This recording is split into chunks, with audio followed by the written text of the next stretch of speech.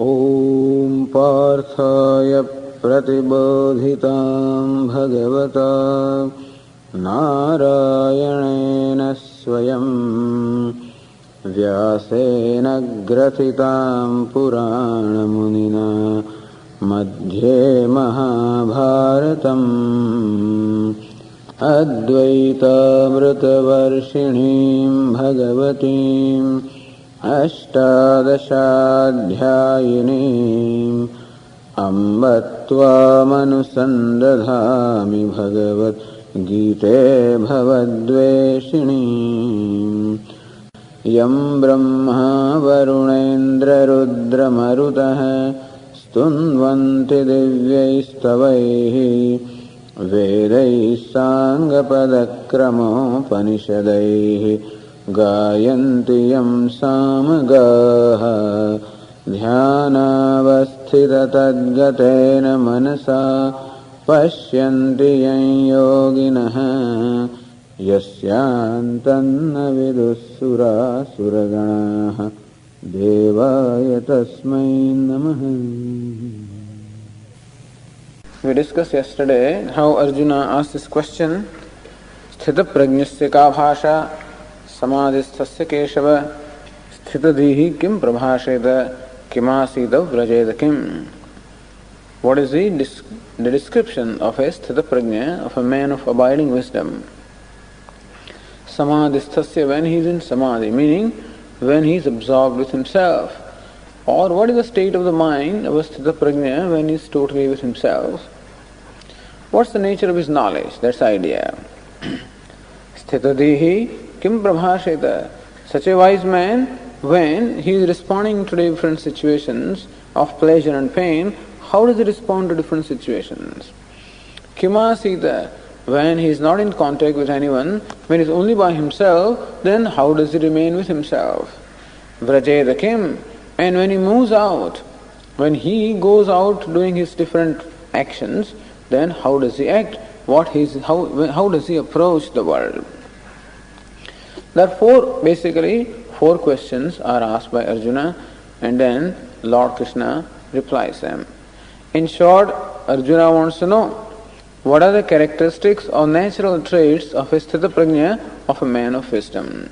As we discussed yesterday, what is spontaneous for a wise man? What are his natural traits? What is natural or effortless for the wise man becomes a value for us. It becomes a value for the seekers. It becomes a role model. So Sthita Prajna is like a role model for those who are also seeking to be like that. So right almost in the beginning of Bhagavad Gītā, in the 2nd chapter itself, Lord Krishna provides a role model. Except that this model is not in terms of some outer physical appearances or physical characteristics. This model is in terms of his wisdom. What is the nature of his wisdom? And then I look in myself on what is the nature of my wisdom. Then I can compare myself with a wise man and I can see the direction in which I should proceed. And how does a wise man respond to different situations? And I look in within myself, how do I respond to different situations? How is he when he is himself?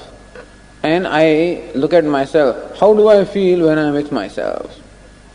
And thus, all these characteristics are given to us so that they become values for us, which we can cultivate with effort, which in course of time will become effortless.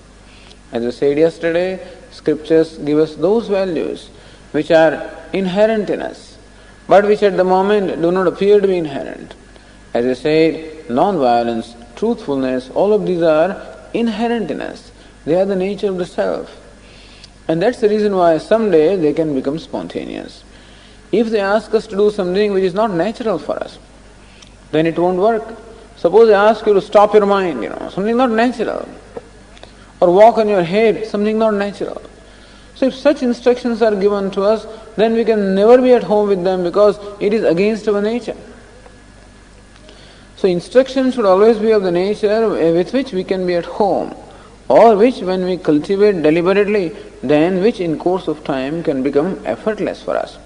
And they are called natural traits or characteristics. And thus in these 18 verses, Lord Krishna is going to describe the various characteristics of Lakshana of the wise man. At the same time, also there are many verses devoted to what we call sadhanam, or the means. And what is the means and what is the end? Both of them are beautifully described in the subsequent section called the characteristics of the wise man.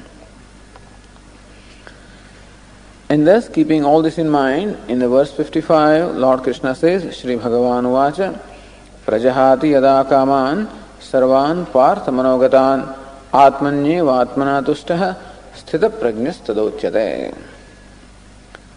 Yada and tada. Yada means when, tada means then. When a given thing happens, then this person is called sthita prajna, or a man of abiding wisdom. So what is the one condition which would happen when the wisdom becomes abiding? What is it which when there is that the wisdom is not abiding? And what is it when there is not that the wisdom becomes abiding? Meaning, what is it which is of the nature of a primary obstacle to the wisdom? So here, as we have been saying all along, that in our life the main thing that we would accomplish is eliminate obstacles. All along, what we call Vedanta is nothing but praptasya praptihi, or the attainment of what is already attained. When we say that we are seeking liberation, Atma, the self, is nitya mukta, ever liberated, ever free. So freedom also is already attained. So it is attainment of freedom which is already attained, which is already my nature. Then what makes me feel bound or limited? Some obstacles.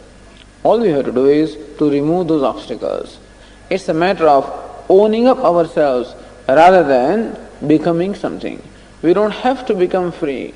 We just have to own up the fact that we are free. And so also, what is it that stands in the way of the wisdom and the abidance of the wisdom? Kaman. So one factor identified by Lord Krishna is kamaha, meaning desire.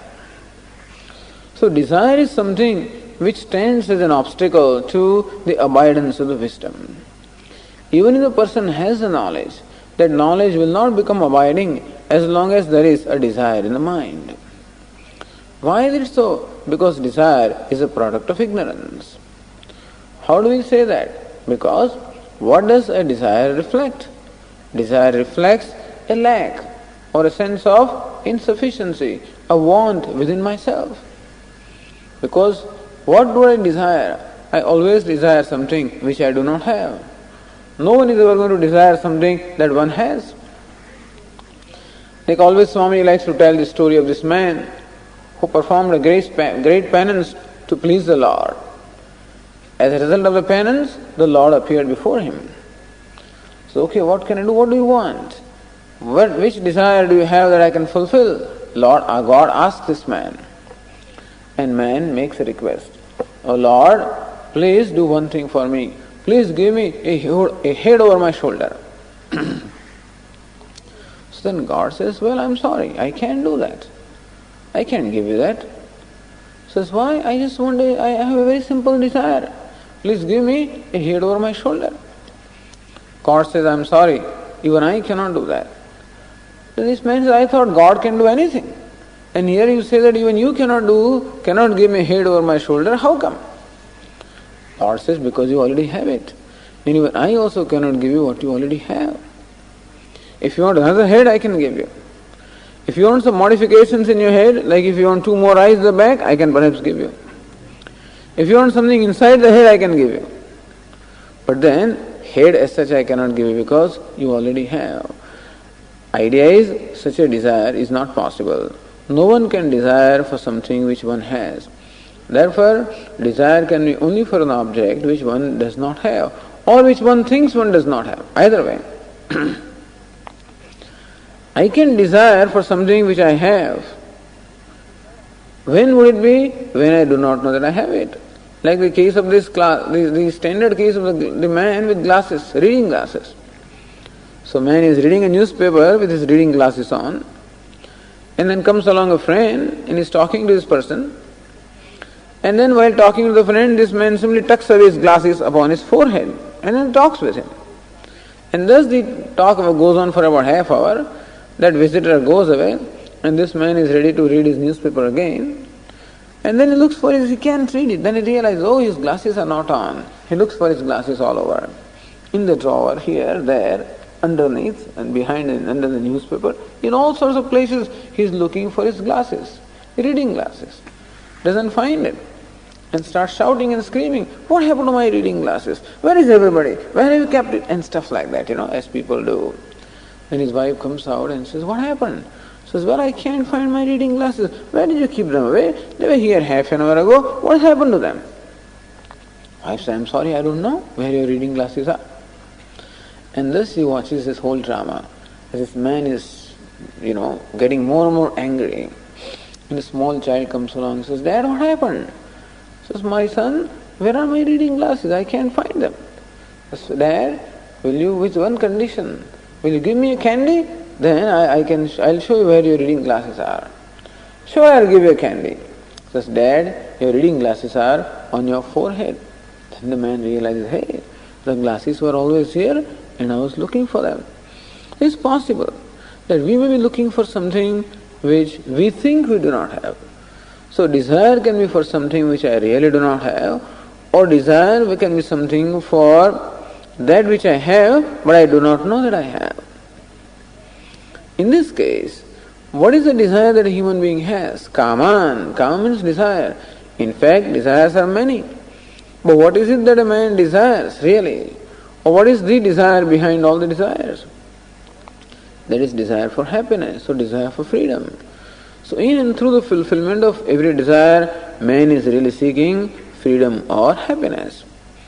And that shows either he is not happy or he thinks he is not happy. And the scriptures tell us that this desire is of the second kind. Not that the freedom is not his nature, or not that the happiness is not his nature, but he does not know that he is free, does not know that he is happiness, and therefore he is seeking happiness or freedom out there in the world. And therefore, very desire is an expression of a lack or a want that a person is feeling. And who is feeling the lack or want? It is the self who is complete in nature is really feeling the lack or want. And therefore, it is what we call an illegitimate desire. Thus really, desire for happiness is not a legitimate desire. If one has a desire for appeasing hunger, we can say it's a legitimate desire. If one has a desire for quenching thirst, there may be legitimate desire. If one has a desire for a shelter or for covering one's body, meaning for the minimum requirement that are there for the sustenance of his body, we might grant that, okay, these desires are legitimate as much as it is the natural requirement of the body. But the desire for happiness is not a legitimate desire. Desire for freedom is not a legitimate desire because that is in fact the nature of the self. And therefore, when this said here kama or desire, what is meant is this desire to be happier than what I am, or desire to become better than what I am, or desire to be free because I think that I am bound. All such desires are what are meant here by the word kama. Not desire per se, but the desire, the fulfillment of which is important for me. If there is a desire, the fulfillment of which is not important for me, well, we need not include that as kama here, but desire, the fulfillment of which is important for me. Which when not fulfilled, I am unhappy. Which when fulfilled, I am happy. This is what is meant by the word kama or the desire. So this is what we call binding desire. And thus we may wish to classify desires into two categories. One is what we call a binding desire, other is what we call non-binding desire. That someone may have a certain fancy. How about having such and such thing? Well, if that desire is fulfilled, well and good. If it is not fulfilled, if it doesn't in any way affect me, then we would say that it is a non-binding desire. So desire, the fulfillment of which does not affect me, or the non-fulfillment of which does not make me unhappy, then we would call it a non-binding desire. And there can be such desires which are not really an obstacle because they do not disturb me. But we are talking about the binding desires, the fulfillment of which is important for me. When which are not fulfilled, I feel that I am unhappy or incomplete. Which when fulfilled, I feel that I am happy or I am complete. All of such desires are called kama. And all these desires are product of ignorance. Because that is what has been discussed so far. And that's what the Upanishad keeps revealing. That happiness, Satyam, Jnanam, Anantam, Brahma. That Brahma is Satyam, Jnanam, Anantam, limitless, meaning Ananda. So happiness is the nature of the self. And therefore, a desire for happiness, it just doesn't make sense. And still if it is there, it is only a product of ignorance. And therefore, really speaking, desires can never be fulfilled. Because a given desire, it can be fulfilled all right. But what is the motivation behind the desire to become complete? That desire can never be fulfilled. A desire can be fulfilled, but desire per se cannot be fulfilled, because in spite of fulfillment of a desire, I am going to continue to feel the sense of limitation, and therefore it is going to be replaced by another desire. And therefore, when will the desires go? Prajahati, prakarshena jahati, parityajati. Jahati gives up. Prakarshena jahati gives up once and for all. So Lord Krishna adds a prefix pra to qualify the nature of giving up. Because we do give up the desire. When a given desire is fulfilled, well, that desire is given up momentarily. Or when I am fast asleep, then also I find myself free from desire. But then it is not given up once and for all. Even though I may be free from desire and deep sleep, as soon as I wake up, again the desires seem to take hold of me. And therefore, that giving up the desire in the deep sleep state is not giving up once and for all. It is only temporary giving up. Or momentarily when I feel happy, at that time also my mind is free from desire. But even then, it is only a momentary or temporary giving up of the desire. Desire can be really given up once and for all, only when the cause of desire is given up. So we must understand that desire is an effect. Desire is a product. Like a sprout. A sprout can be there only when there is a seed in the ground. The effect can be there when there is a cause. So desire is an effect. Effect can go only when the cause is eliminated. Otherwise effect cannot be eliminated. So you keep on cutting the grass. As long as the seeds are there in the ground, the grass will keep on again growing. Because the cause is inherent there. And so also what we are doing today is, we are providing ourselves what we call symptomatic treatment. As the desires arise in our mind, we keep on fulfilling them without really hurting the cause at all, without treating the cause. And therefore, the cause, namely the ignorance, remains. Ignorance creates in me a sense of insufficiency, and as long as that is there, the desire as such cannot be given up. So, prakarshena jahati, when the cause of the desire is given up. What is the cause of desire? The sense of incompleteness or sense of insufficiency. But even that is also a product. Product of what? Of Atma, Anatma, Aviveka, in non-discrimination between the self and the non-self. And therefore, when will that go? When there is a discriminative knowledge of the self and the non-self. So Atma, Anatma, Viveka, when there is discrimination between the self and the non-self, when that clarity is there as to what is the true nature of myself, when that knowledge is there, then alone I can really hope to become free from desire, not until then. So even though Lord Krishna says, when one gives up all the desires obtaining in the mind, manogatan kaman. So when the desires obtaining in the mind are completely given up, actually Lord Krishna should have said, when one gives up the ignorance. However, ignorance is not a tangible entity. Ignorance is not something that can be objectified. And therefore, how do we know whether it is ignorance or not? And therefore, the immediate product of ignorance is desire. Avidya, kama and karma. From ignorance arises desire.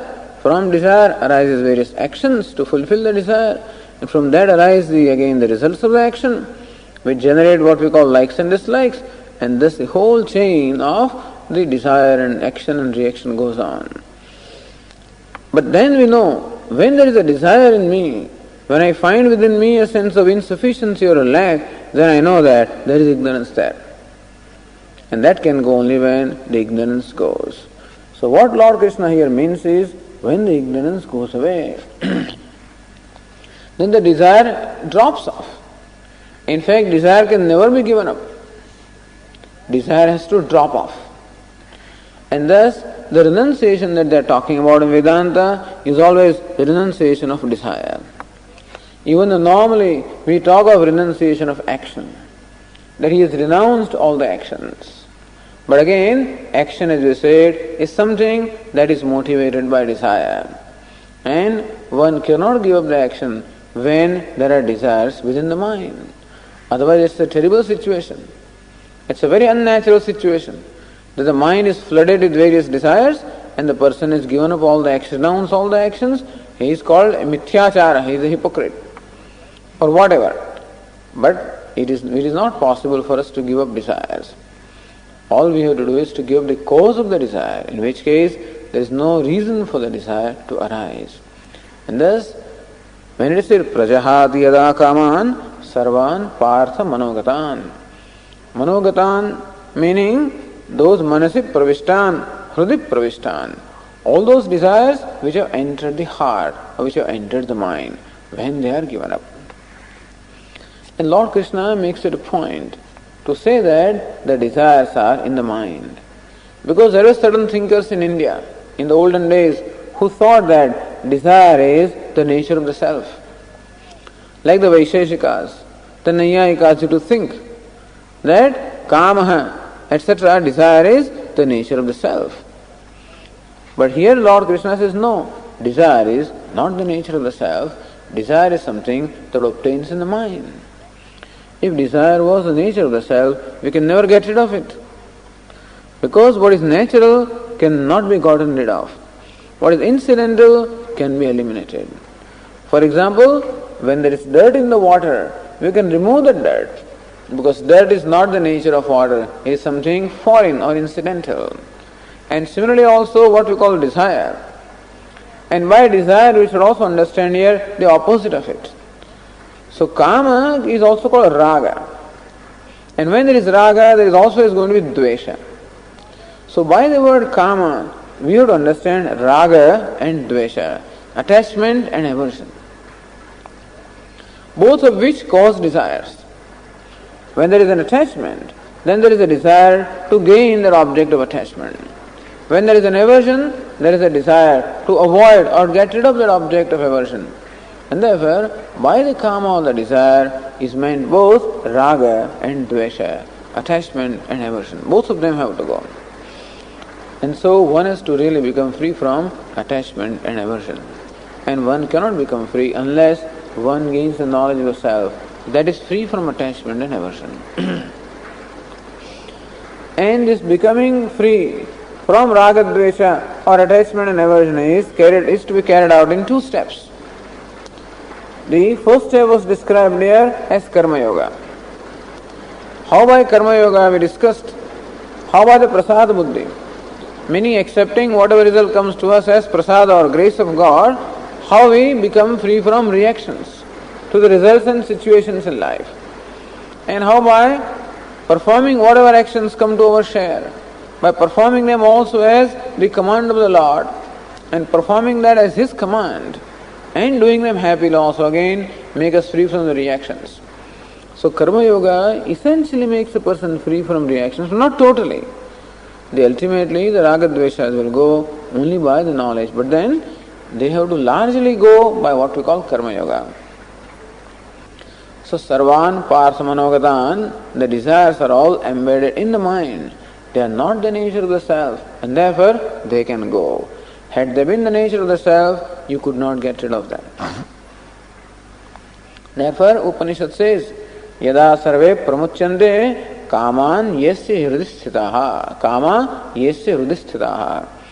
Once, when for the wise man, all the kama or the desires obtaining in the heart, when all of them go away, athamartyo amrito bhavati atra brahma samasnade.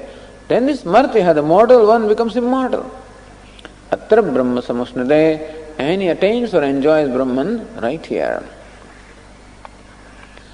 So first an important condition is when the mind of this wise man becomes completely free of all the desires which were residing in the mind.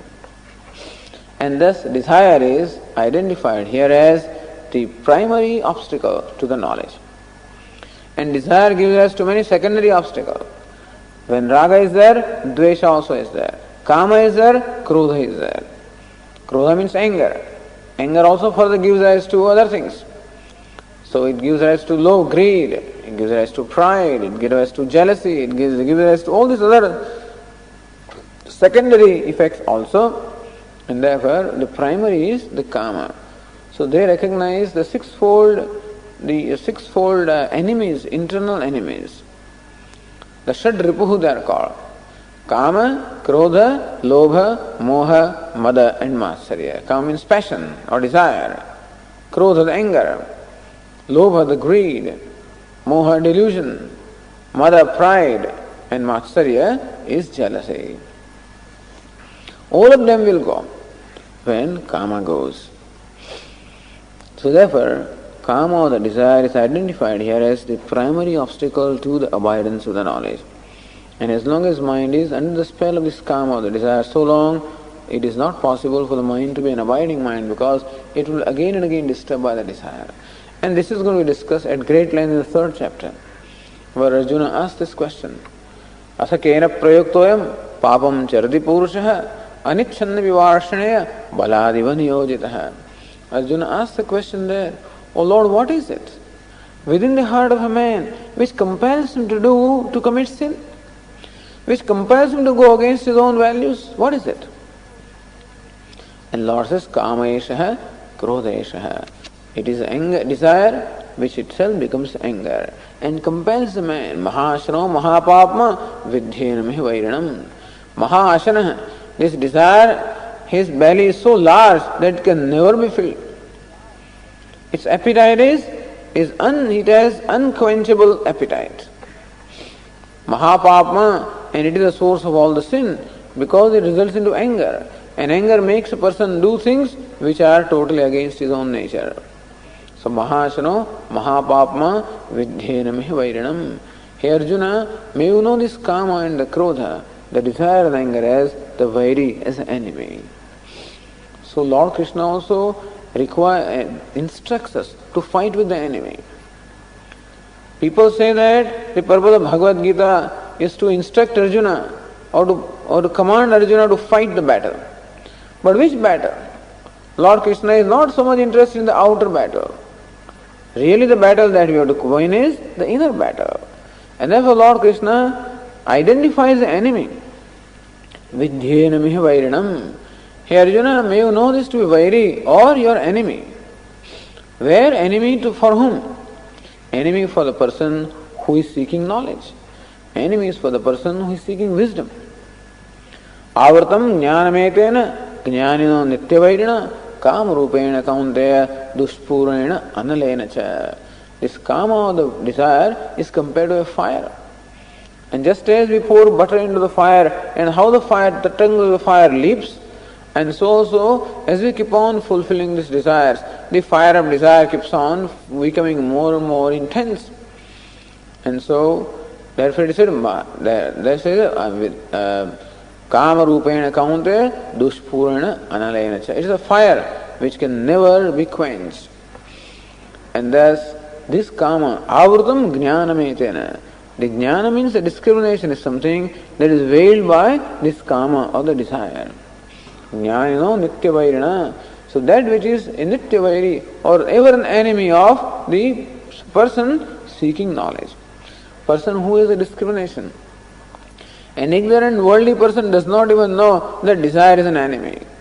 Because world thinks that more desire we have, more motivation we have to do things, and thus we will make progress.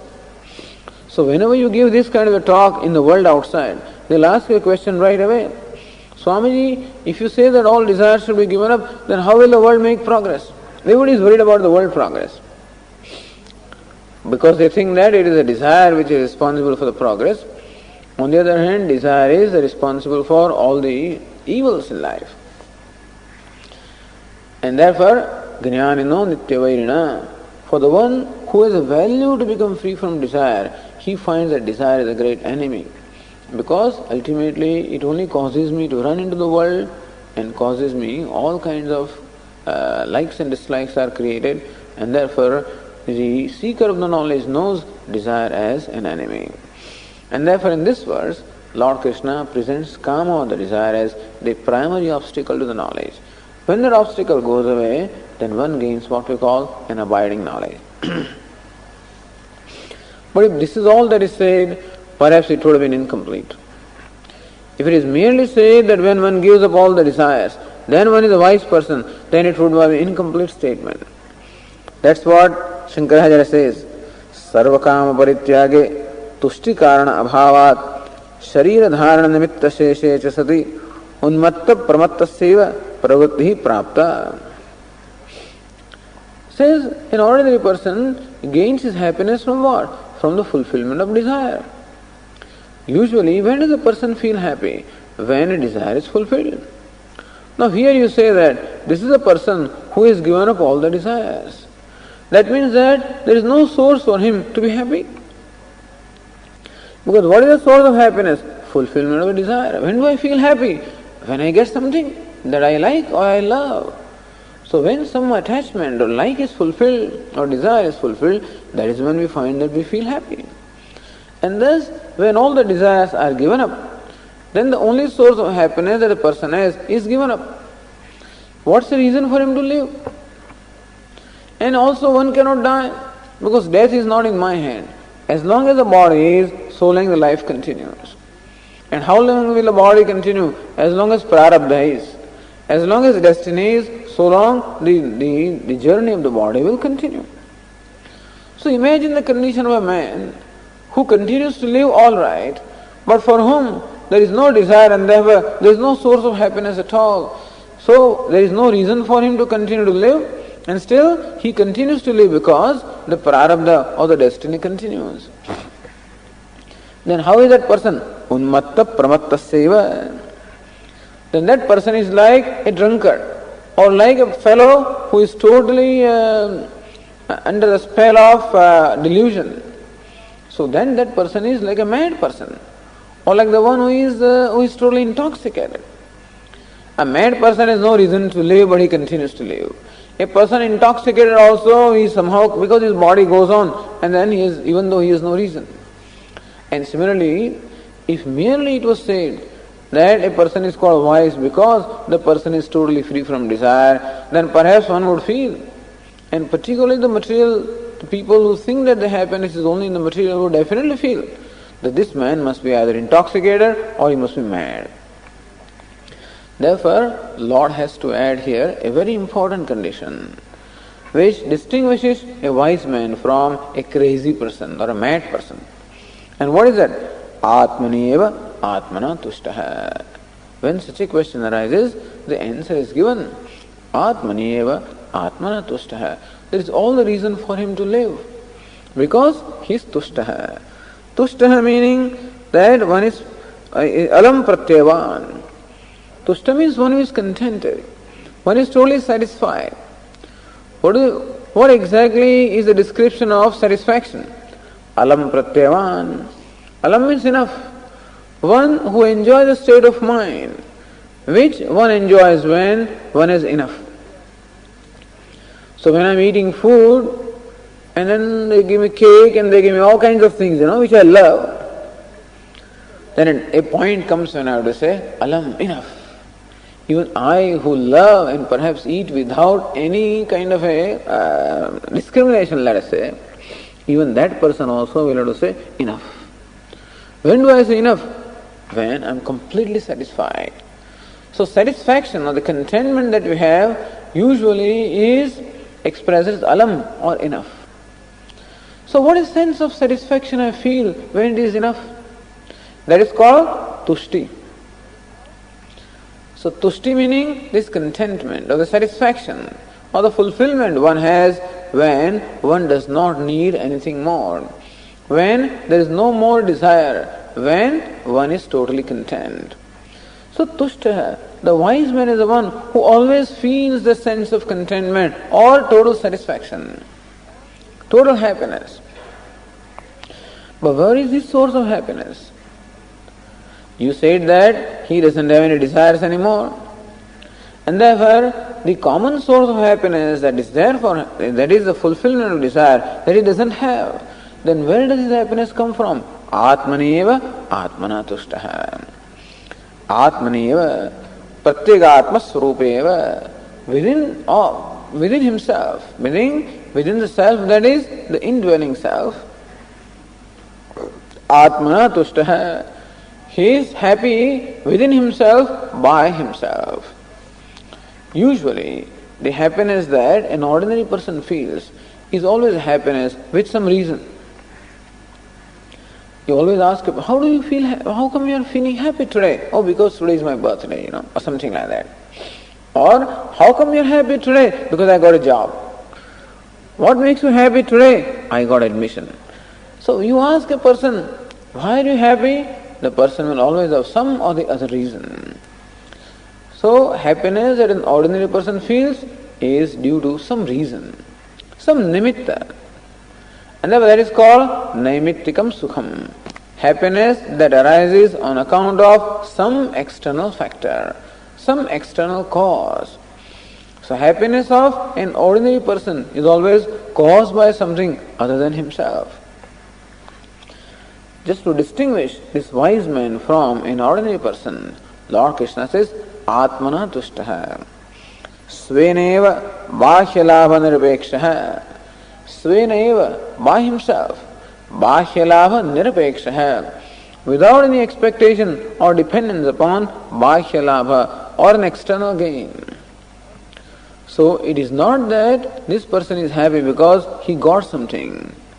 There is no gain at all. So independent of any external gain or independent of any external condition, the person is happy. So his happiness is not derived from an object which may be conducive or agreeable. His happiness is derived, Atmani, from the very self. So he is happy with himself and by himself. Why is he happy? Says Shankaracharya, Paramartha darshana amruta rasalabhena. So Paramartha darshana amruta rasalabhena. Labhena, on account of having obtained or attained amruta rasa, he has attained the nectar or ambrosia. Which is, where does he get that nectar or ambrosia? Paramartha darshana. On account of darshana, or the knowledge of Paramartha, which is the absolute truth or the nature of the self. On account of the knowledge of the self, he has gained that amruta or ambrosia. Remember the gods and demons were churning the milky ocean in order to extract the ambrosia from there? So he said that when you churn the milky ocean, then you get the ambrosia. What is that milky ocean? Nothing but the mind. What's the ambrosia? This knowledge. So wise man has that part of ambrosia as though, meaning the self, which is the nature of amrita or immortality, which is the nature of happiness. The one who has discovered the self to be happiness is happy with the self, by the self, in the self. Anyasmat alam pratyavan. And one who has alam pratyaya, one who has a sense of enoughness for everything other than oneself. Meaning one does not need anything other than oneself to be happy. That means he is happy because self is of the nature of happiness. So if you ask a wise man, why are you happy? Ask another ignorant person, why are you happy? Because of such and such reason. Ask a wise man, why are you happy? I cannot but be happy. But there is no reason why he is happy. For an ignorant person, there is a reason to be happy. For a wise person, there is no reason why you are happy. Because happiness is welling up from within himself. No more there is an obstacle. It is not that the self of the wise man is the nature of happiness and self of the other wise man is of the nature of unhappiness. If I am happiness myself, how come I don't feel it all the time? Because there is an obstacle. What's the obstacle? That karma or the desire. Where does it arise from? Arises from a sense of lack or insufficiency. Where does that arise from? From ignorance. So ignorance gives rise to a sense of insufficiency, which gives rise to the desire, which always sends my mind out to the object of desire. When the desire is there, mind always is extrovert. Mind always thinks of the object of desire. And when it is thinking of object of desire, it cannot be thinking of the self, cannot be centered on the self. So desire, in fact, deprives me of my own self. That's why it's called an enemy. There is no enemy outside. Atmaiva atmano bandhu, atmaiva ripuratmanaha. Lord Krishna says, in fact, it is the self alone, or the mind alone, which becomes one's enemy, and mind alone which becomes one's friend. Maneva manushyanam karanam bandhamokshayoho. It is mind which is the cause of bondage, mind that is the cause of liberation. And which is the mind that is the cause of bondage? Bandhaya vishayasaktam. The mind that is asaktam, or attached to the sense objects, sense pleasures, and therefore always running after the sense pleasures, and therefore extrovert, that is the cause for bondage. Mukte nirvishayam smritam. And the mind which is free from Vishaya, the attachment for the sense object, Mukti Smritam, that it becomes the cause of Mukti or liberation. And so that one obstacle which stifles that happiness of the self, that being removed, the happiness naturally wells up as though from like a fountain, and therefore the wise man is happy without any reason. Sthita prajnaha tada uchyate. So two important conditions are being told here. One is when the mind has become totally free from all the desires, once and for all. And secondly, when one is happy by oneself, with oneself. So wise man is always at home with himself, because he is happy with himself. So to be happy with oneself is a great thing. Do I love myself? Am I happy with myself? Then well, nobody can make you unhappy, as we'll see. When I am happy with myself, nobody can make me unhappy. When I am not happy with myself, anybody can make me unhappy. So no situation will be able to disturb the wise man. Why? Because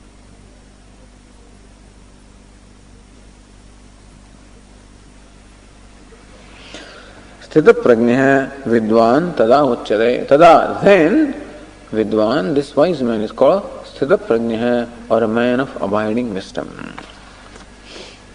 And this is concluded by Shankaracharya by saying, Tyakta putra vittalokaishanaha sannyasi atmaramaha atmakridaha sthita prajnaha ityarthaha. The sannyasi, meaning a renunciate, meaning the one who enjoys the dispassion of vairagya, and one who is totally free from all attachments. Why is it Tyakta putra vittalokaishanaha? One who is devoid of or free from all the eshanas or desires. And three kinds of desires are identified here. Putra, Vitta, Lokaishanaha.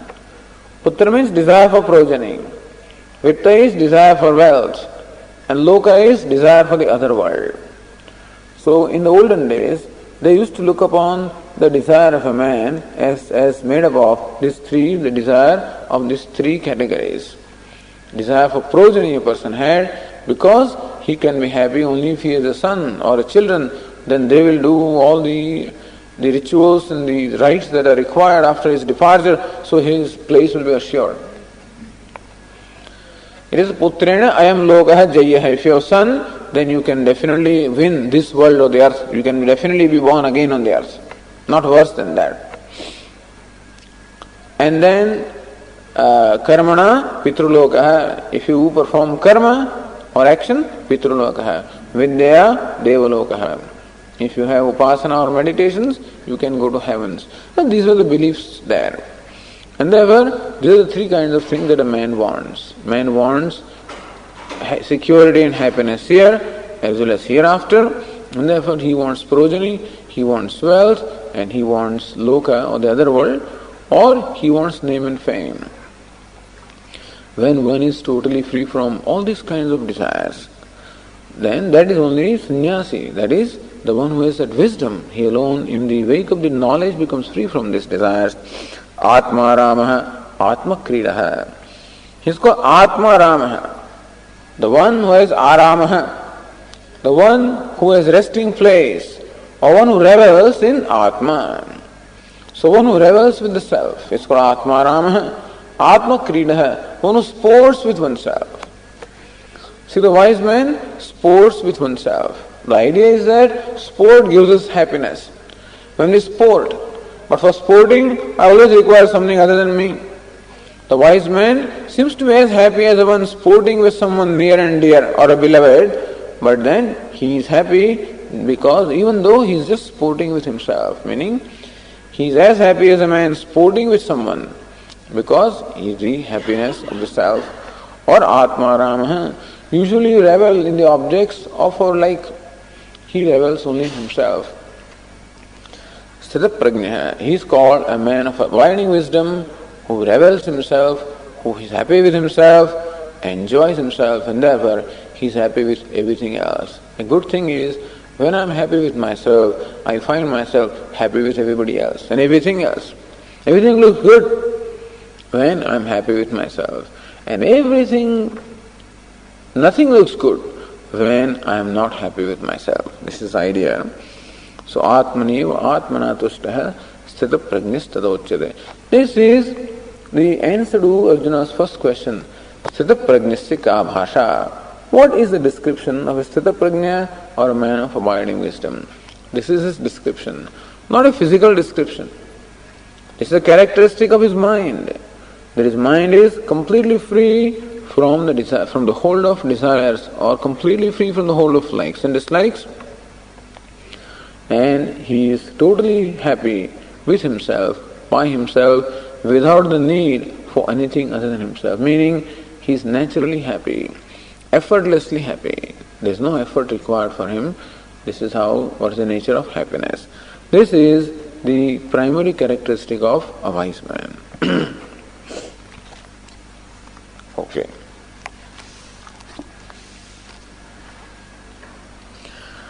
Om Purnamadah Purnamidam Purnat Purnamudachyate Purnasya Purnamadaya Purnameva Vasishyate. Om Shanti Shanti Shanti. Shankaram Shankaracharyam Keshavam Badarayanam Sutrabhashya Krutau Vande Bhagavantau Punah Punah. Ishvaro Gururatmeti Murti Bheda Vibhagine Vyomavadvyapta Dehaya Dakshinamurtaye Namaha. Om Shanti Shanti Shanti. Hari Om Shri Gurubhyo Namaha. Hari Om.